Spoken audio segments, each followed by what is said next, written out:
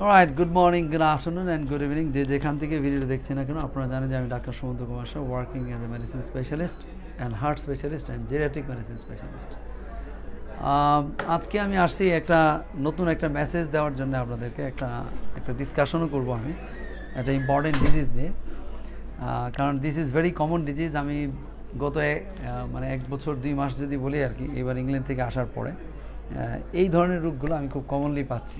ঠিক আছে, undiagnosed, undetermined এবং not detected, somehow escaped by somehow. আমি কীভাবে এসকেপ হচ্ছে আমি জানি না, but the lot of peoples are suffering. Yes, মানে অনেক পেশেন্ট পাওয়া যাচ্ছে আর কি এরকম। সেই রকমই একটা রোগ নিয়ে আমি কথা বলবো। কিন্তু এর আগে আমি একটু বলি, এই লিটন ভাই উনি সিঙ্গাপুর থাকেন, সিঙ্গাপুর প্রবাসী। দেশে আসছিলেন কয়দিনের জন্য? 3 মাসের জন্য। যাই হোক, ওনার মুখ থেকে আমরা শুনবো 3 মাসের জন্য। এই সুযোগে আমি একটু সুযোগ পাইছি ওনাকে সার্ভিস দেওয়ার জন্যে। ওনার মুখ থেকে আমি শুনবো। বেসিক্যালি ওনাকে দেখি আমি এক্স্যাক্টলি কতদিন আগে, 16ই এপ্রিল, রাইট। প্রথমে দেখি 16ই এপ্রিল, রাইট। প্রথম যখন আমি দেখে ওষুধ দিই আর কি, এরও আগে দেখি 16ই এপ্রিল, তাই না লিটন ভাই? প্রথমে দেখি 16ই এপ্রিল, 9ই এপ্রিল দেখি। পরে 16 তারিখে আমি রিপোর্ট পাই। রিপোর্ট পেয়ে আলটিমেটলি ওনার রোগটাকে বের করে নিয়ে আসি। ওনার অনেক ধরনের, অনেক জায়গায় অনেক টেস্ট করছে। আমি জাস্ট সিম্পল কিছু লবণের টেস্ট করে এগুলো বের করে নিয়ে আসি যে ওনার রোগটার নাম হচ্ছে আসলে বার্ডার সিনড্রোম। এবং আলটিমেটলি সেই রোগ ধরে ওষুধ দেওয়াতে ওনাকে আমি এখন যে ভিজিটটা দিচ্ছি, 3rd মেতে একটা ভিজিট দেই। তখন ওনার মুখ থেকে আমরা শুনতে পারি যে উনি ইমপ্রুভ করছেন। উনি বললো 30 to 40% ইমপ্রুভ। আর আজকে হচ্ছে 11 জুন, আরও 1 মাস পরে আমি দেখি আজকে উনি বলছেন 90% ইমপ্রুভ। তো মেইনলি আসলে ইমপ্রুভমেন্টের দায়িত্ব তো উপরওয়ালা। জি, ঠিক আছে। মেইন কথা হচ্ছে যে আমি ছোট্ট একটা কথা বলছিলাম, খুব ছোট কথা কিন্তু খুব ইম্পর্টেন্ট, যে কারোর যদি কোনো সমস্যা হয়, সমস্যাগুলো হচ্ছে গাছের পাতার মতো। জি, আর সমস্যার গুঁড়িতে পানি ঢালতে হবে, ওষুধটা গুঁড়ায় গিয়ে লাগতে হবে। এটা হচ্ছে মেসেজ। মানে গাছের পাতা যদি নষ্ট হয়, আপনাকে গুঁড়ায় পানি ঢালতে হবে, তাহলে দেখা যায় অটোমেটিক্যালি অনেক সমস্যার সমাধান হয়ে যাবে। যেটা অনেক সময় আমরা বুঝি না আর কি, যে রোগী কী বলে, এই ধরনের কথা কি বলছে। সো এই জন্য মেসেজটি হচ্ছে এটা। আমি এইবার একটা কথা বারবারই বলছি যে আমি যে বিষয়টা নিয়ে কাজ করছি, যেমন এইমাত্রই একজন ভদ্রলোককে আমি দেখলাম এবং তার ওয়াইফ নিয়ে আসছে। তো ভদ্রলোকের হার্টে অনেকগুলো ব্লক আর কি। তো আইসা উনিও বলতেছে, স্যার আমার কেন ব্লক, এরকম কি কোনো কারণ জানা সম্ভব কিনা? আচ্ছা, হ্যাঁ, অনেক সময় জানা সম্ভব হয় না, বাট অনেক সময় আমরা কিন্তু কারণটাও জানতে পারি। যদি কারণ জানতে পারি, তাহলে হবে কি, পরবর্তীতে যে হার্টের রাগ আবার বারবার হবে, সেটাকেও কিন্তু আমরা প্রিভেন্ট করতে পারি। তো এরকমই আসলে রোগের কারণ নির্ণয় করতে হবে। শুধু খালি পাতা নষ্ট হয়েছে, পাতার মধ্যে পানি ঢালবো, পাতারে কাটাকাটি করবো, এরকম না। এটা পাতা নষ্ট হলে কি হয়, আমরা অনেক সময় পাতাটারে যত্ন করি, জি, পাতাটারে কাটি, পাতাটার মধ্যে অনেক কিছু করি। আরে পাতাতে তো সমস্যা না, সমস্যা তো গোড়ায়। তো গোড়াটা আমাদেরকে ধরতে হবে, মূলটা ধরতে হবে। মূলটা অনেক সময় দেখা যায় যে কাছে, কিন্তু দেখা যায় অনেক গাছের মূল অনেক দূর চলে যায়। তো অনেক রোগ কিন্তু মূল ধরতে ধরতে ধরতে ধরতে যদি আমরা একদম গোড়া পর্যন্ত ধরতে পারি, অনেক গোড়া পর্যন্ত ধরতে পারি, তখন দেখা যায় রোগীটা বেশি বেনিফিটেড হয়, বেশি ভালো হয়। তো এটা একটা গুড নিউজ। আসলে এই যে রোগটা নিয়ে আমি কথা বলবো, আমি একটা মেসেজও দেবো। এই ভাই অনেক অনেক সাফারিং হয়েছে, অনেক ধরনের পরীক্ষা নিরীক্ষা উনি আগেও করছেন, অনেক জায়গায় বিভিন্ন জায়গায় করছেন উনি। তো আলটিমেটলি ওনার যে সাফারিংটা হচ্ছে আসলে সিম্পল কিছু লবণের তারতম্য, যার কারণে শরীর দুর্বল লাগা থেকে নানান ধরনের সমস্যাগুলো ওনার হচ্ছিল। তো ওনার মুখ থেকে আমরা একটু শুনি, পরে আমি এই রোগটা নিয়ে একটু মেসেজ দেব, এবং যেন এই রোগটা বা এই ধরনের সমস্যায় যারা ভুগছেন, তারা যেন সঠিক জায়গায় গিয়ে সঠিক ব্যবস্থাটা নিতে পারে।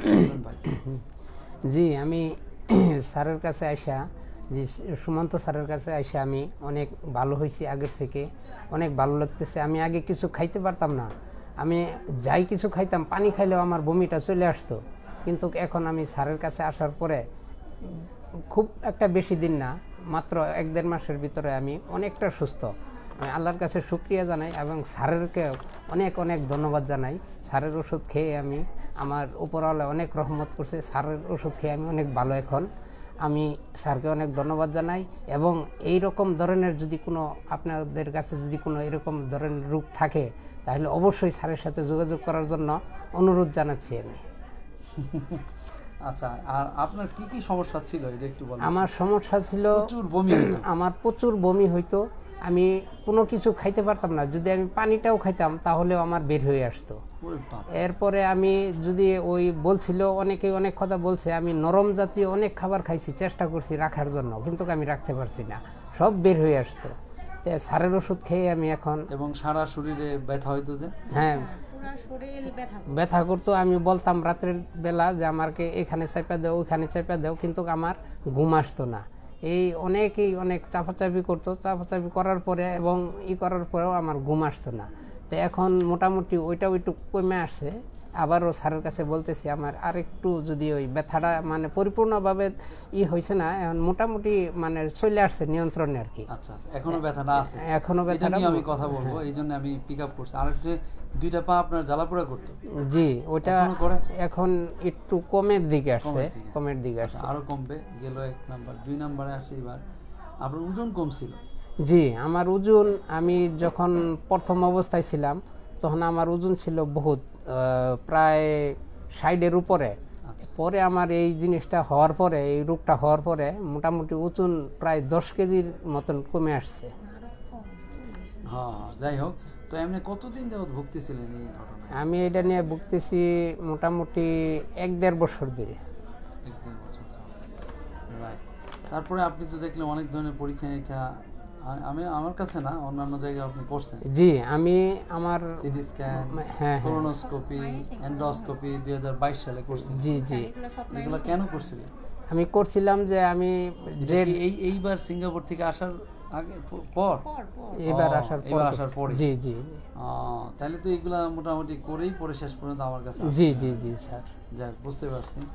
তারপরে আসি আমরা যে ইয়েস, তাহলে যাক, সবার কাছে দোয়া চান। আমি আপনার ওই দুইটা কথা নিয়ে কথা বলবো। আচ্ছা আচ্ছা, আপনাদের সবার কাছে আমি দোয়া চাই, আমার জন্য একটু দোয়া করবেন, এবং স্যারকেও অবশ্যই অবশ্যই স্যারের কাছে আপনারা আসবেন।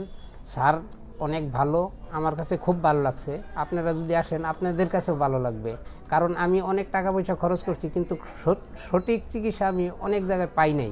এখানে এসে আমি এখন মোটামুটি আল্লাহর রহমতে অনেক ভালো, স্যারও অনেক ভালো। আমার কাছে স্যারের এটা অনেক পছন্দ লাগছে, ভালো লাগছে আমার কাছে।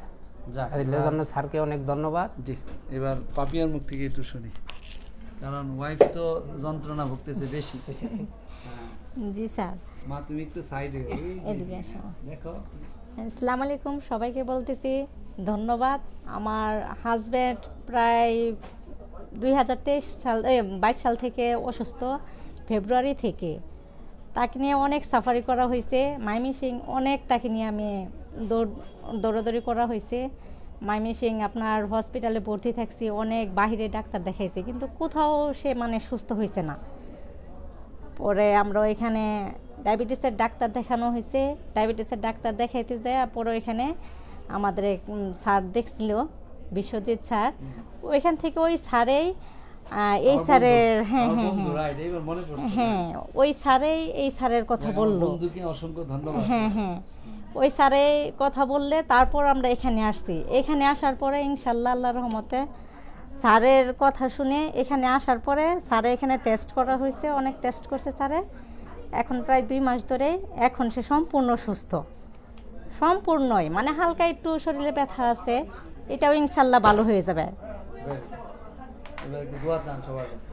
আপনাদের সবার কাছে দোয়া চাচ্ছি। হ্যাঁ, না, এক ছেলে এক মেয়ে, এক ছেলে এক মেয়ে। আপনারা সবাই দোয়া করবেন, আর স্যারের জন্য দোয়া করবেন, স্যার যাতে আপনাদের দোয়ার কারণে যাতে স্যার আরো মানুষকে যাতে সুস্থ করতে পারে। যাক, ফ্যান্টাস্টিক। পাপিয়া, তুমি কিছু বলবা গো মা? বলবা নাকি কিছু? তুমি তো আমাকে দেখতে আসছো।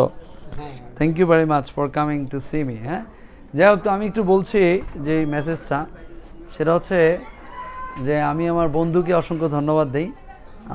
আমার বন্ধু না, সে আমার স্কুল ফ্রেন্ড এবং আমার খুব কাছের একজন বন্ধু, আমার প্রিয় মানুষ, ডাক্তার বিশ্বজিৎ রায়চৌধুরী, যে ময়মনসিং ডায়াবেটিক হসপিটালে মনে হয় বসেন আর কি। And he is very brilliant, মানে স্টুডেন্ট ছিল আমাদের স্কুল লাইফে। ওই পাশের রুমে অর্থোপেডিক্স ডাক্তার ইঞ্জেকশন দেয়, তো সেটার একটা সাউন্ড আসতেছে। এনিওয়ে, তো বলছি যে সে হচ্ছে আমার খুব স্কুলের একজন, মানে আমাদের স্কুলে আমাদের যখন এসএসসি পরীক্ষা দিই, আচ্ছা। এসএসসি পরীক্ষায় বিশ্বজিৎ রায়চৌধুরী ছিল আমাদের ফার্স্ট বয় ছিল, মানে ফার্স্ট ছিল, সেকেন্ড আমি হয়েছিলাম আর কি। বিশ্বজিৎ এতই ব্রিলিয়েন্ট স্টুডেন্ট ছিল যে ওকে আমি কম্পিট করতে পারি নাই। বিশ্বজিৎকে গিয়ে বললেন, হ্যাঁ স্যারের কথা বলছে আর কি। যাই হোক, তো সে আমার খুব কাছের বন্ধু, সে জায়গা মতোই পাঠাইছে আমার কাছে, সে জানে যেহেতু আমি এই ধরনের কাজকর্মগুলো করি। যাই হোক, তো আলটিমেটলি বিশ্বজিৎকে আসলে হঠাৎ করে বলছেন, আমার ছোটোবেলার কথা মনে পড়ছে আর কি। এনিওয়ে, তো যেই কথাটা বলছি যে আসলে যেই রোগটা নিয়ে আমরা কথা বলতেছি, এটা ওনার ডায়াবেটিস আছে, যার কারণে ডায়াবেটিস ডক্টর বিশ্বজিৎ রায়চৌধুরী আমার বন্ধু, ওনাকে দেখাইতেন। এর পরবর্তীতে আমার বন্ধুই বেসিক্যালি পাঠায় যে একটু আমার সাথে দেখা করার জন্য হয়তো বা কোনো একটা সমাধান। আলটিমেটলি উপরওয়ালার আশীর্বাদ আমরা সমাধানটা পেয়েছি। এই হরমোনের, হরমোন না, এই ডিজিজের প্রবলেমে যেটা হয় বেসিক্যালি, এই ডিজিজটা হয়তো বা আজকে না, ওনার হয়তো আরও 20-30 বছর যাবত তিনি ভুগতেছেন। এটা আনডিরেক্টেড অবস্থায় থাকে, নাহলে হুট করে সাডেনলি কিন্তু এটা হবে না। এবং এই ধরনের রোগগুলোতে বেসিক্যালি কী হয়, লবণের তারতম্য হয়, ঠিক আছে। আমার মোর দেন 169 কান্ট্রিজ ডাক্তারদেরকে আমি ট্রেন করি, তাদেরকেও এই যে রোগ আমি পড়াই। তো আমরা হয়তো পড়ি, কিন্তু দেখা যায় রোগ নির্ণয় করতে পারে না, ঠিক আছে। তো নির্ণয় করার জন্য কিন্তু সেই ধরনের ক্লিনিক্যাল সাসপিশন বা রোগের যে আগের রিপোর্টগুলো, আগের রিপোর্ট থেকে আমি লিখে ফেলছি যে আসলে রোগটা হচ্ছে ওনার এটা। পরবর্তীতে কিছু সিম্পল রক্তের লবণ টবণ টেস্ট করে, ইউরিনের রক্তের লবণ টবণ টেস্ট করে আমরা রোগটাকে এক্স্যাক্টলি বের করতে পারি যে এটা আসলে এই ধরনের সিনড্রোম। এবং এই সিনড্রোমে যেটা হয় যে শরীর থেকে পটাশিয়ামটা বের হয়ে যায়। আর পটাশিয়াম বের হলে কী হবে, এই যে মাংসগুলো সবসময় থাকে, কারণ আমাদের প্রত্যেকটা সেলের ভিতরে পটাশিয়াম থাকে, আর সেলের ভিতরে যদি পটাশিয়ামে না থাকে তো সেল কী করবে, সবসময় ক্র্যাম্পিং হবে এবং সবসময় আপনার ব্যথা হবে, এবং যেটা আপনার হচ্ছিল, এবং শরীর খুব দুর্বল লাগতেছিল। আর পটাশিয়ামে যদি না থাকে তাহলে সেলের তো ম্যাস কমে যাবে, আলটিমেটলি ওজন টোজনও কমে যাবে। আর যেহেতু প্রচুর বমি হচ্ছিল, বমি ভাব হচ্ছিল, এতেও তো ওজন কমে যাচ্ছে। So many factors together. মনে হবে যে না জানি কি, দেখেন আপনার এন্ডোস্কোপি করছে, এন্ডোস্কোপি করে আমরা করলাম কি, এখানে দেখা হয়েছে, তারপর কোলোনোস্কোপি পায়খানা আসতে দিয়ে, যেহেতু বমি হচ্ছে তাহলে নিশ্চয়ই এখানে রোগ তো আসলে এখানে না, রোগ হচ্ছে অন্য জায়গায়। হ্যাঁ, রোগ যদি এখানে না থাকে, আপনি যতবারই এন্ডোস্কোপি করেন কোনো লাভ নাই। ওনার তো একবার, আমার অনেক রোগী আছে এরকম 4-5 বার করেও এন্ডোস্কোপি করা আছে, কিন্তু দেখা যায় যে রোগ আর ওখানে, রোগ তো ওখানে নাই, রোগ তো হচ্ছে অন্য জায়গায়। তো যাই হোক, আমাদের মেসেজটা এটাই, আসলে আমরা যদি গাছের রোগ নির্ণয় করতে পারি, মানে রোগীর রোগ নির্ণয় করতে পারি, ওষুধ দিলে রোগী অটোমেটিক্যালি ভালো থাকবে। এই ভাইটা আসলে সিঙ্গাপুর কাজ করে, আমাদের প্রবাসী ভাই, সে বিদেশ থেকে টাকা দেশে পাঠায়। আমাদের দেশের প্রবাসী ভাইদের প্রতি অসংখ্য আমরা গ্রেটফুল থাকা উচিত, কারণ প্রবাস থেকে টাকা না আসলে দেশ উন্নত হতো না, এটা নিশ্চিত। কারণ আমি নিজের চোখে দেখছি, আমাদের এলাকায়, চর এলাকায় যত লোকজনরা আছে, আমাদের নরসিংদী রায়পুরাতে যত লোকজন, সব বিদেশি লোকজন। বিদেশি লোকজন দিয়েই বাড়ি ঘর, বিল্ডিং টিল্ডিং, উন্নতি যত যা কিছু সব হচ্ছে। ব্রাহ্মণবাড়ি মেডিকেল কলেজে আমি ছিলাম, ওখানেও দেখছি প্রচুর লোকজন বিদেশে থাকে, মানে সবার, আমি বলতে প্রতি ঘরে ঘরে বিদেশি লোকজন, মানে প্রত্যেকটা ওয়াইফের হাজব্যান্ড বিদেশি, আর সব ওয়াইফরা আসতো রোগের জন্যে। তো আমি ফান করে বলতাম আর কি যে হ্যাঁ, সবার ওয়াইফ, সবার হাজব্যান্ডরাই তো বিদেশ, আমি জানি। আমি নিজেই বলতাম যে হ্যাঁ, আপনার হাজব্যান্ড তো বিদেশ থাকে। তো বিদেশি টাকা পয়সা দেশে না আসলে কিন্তু আসলে দেশ উন্নত হবে না, এটা একটা বড় ব্যাপার। আর মানে পরিবারগুলো তো উন্নত, পরিবার উন্নত হলে তো দেশ উন্নত হবে। তো এই জন্যে উনি এখন সুস্থ ফিল করছে, বলছে যে আবার চলে যাবে সিঙ্গাপুর, এটা একটা বড় প্রাপ্তি। উনি গিয়ে ওখানে গিয়ে সুস্থ থাকবে, সুন্দর থাকবে। সবাই ভাইটার জন্য দোয়া রাখবেন, এই পরিবারের জন্য দোয়া রাখবেন, আমার জন্য দোয়া করবেন। সবাই ভালো থাকুন, সুস্থ থাকুন, সুন্দর থাকুন। Thank you very much.